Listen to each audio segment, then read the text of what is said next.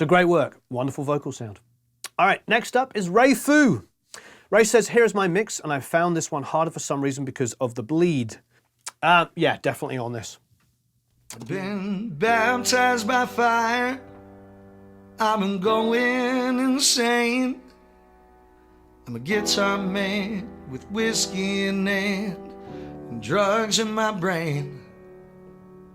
I've crossed borders and seas, played for princes and thieves, but nothing else matters if you ain't with me. I'm going crazy, crazy for a woman like you.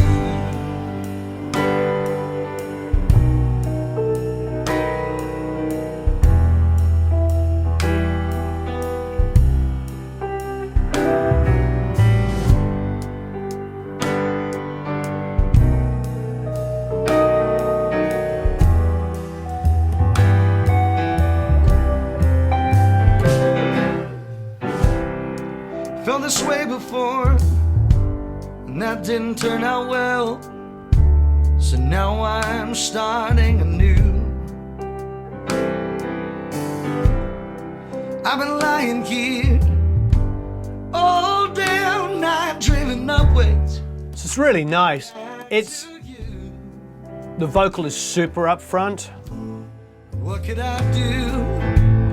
What could I say? Very mono. To make you feel the same. I've been baptized by fire. I think the bass is perfect where it is, the vocal's perfect where it is. I think you can have some fun with bringing the drums up a bit. Drugs in my brain. I've crossed borders and seas, played for princes and thieves, but none. See, I wouldn't be afraid. I would not be afraid to let that bleed rule. I think that's inherent in the sound of the song. I do know with my learning experience of mixing live stuff, I mixed a live Joe Strummer DVD. I mixed a live Ramones tribute concert with the Chili Peppers, and I've done, I did Black Veil Brides. I've done a lot of live mixing, Dick Wagner's tribute concert. Tons of live stuff. There's actually lots more than that. All the Walmart sessions, and when Walmart did that, I mixed all of those from like Pitbull to, you name it.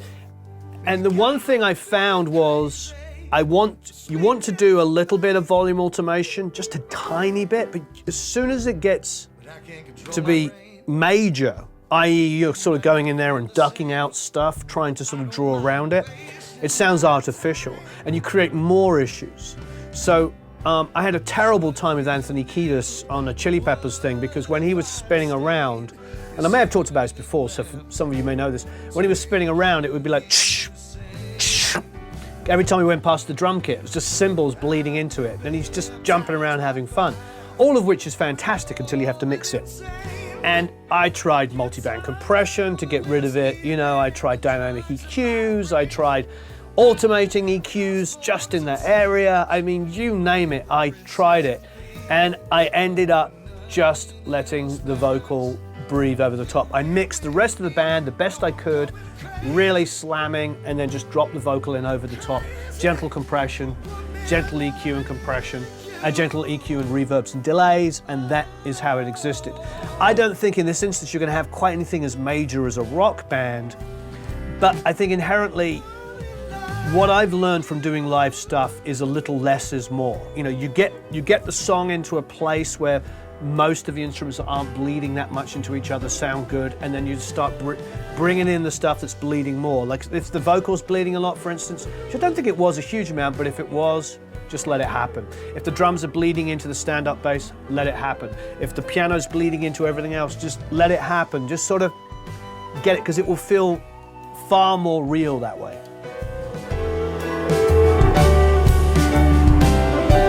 I think you need to automate, and this has been a few people have done this, I think you need to automate the bass down.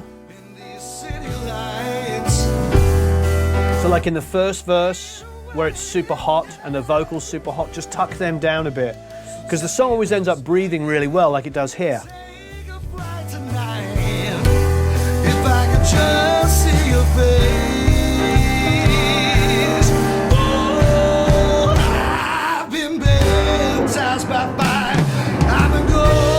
really nice. So it really works to this point on. It sounds fantastic. Drugs and vibrate. I've crossed borders and seas, played for princes and thieves. Nothing else matters. You're way with me. I'm going crazy, crazy for one man like you. Oh.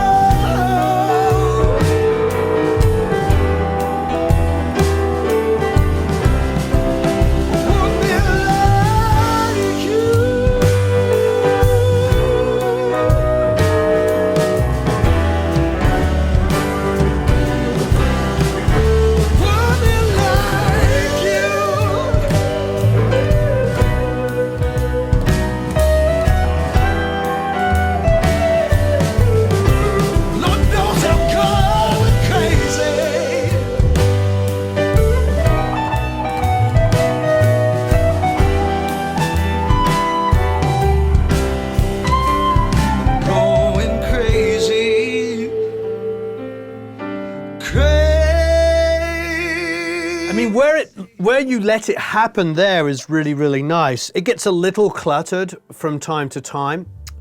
I think the beauty of the musicians all being in the room together is they played off each other. Now, don't get me wrong, they were on headphones. It's not like an orchestra.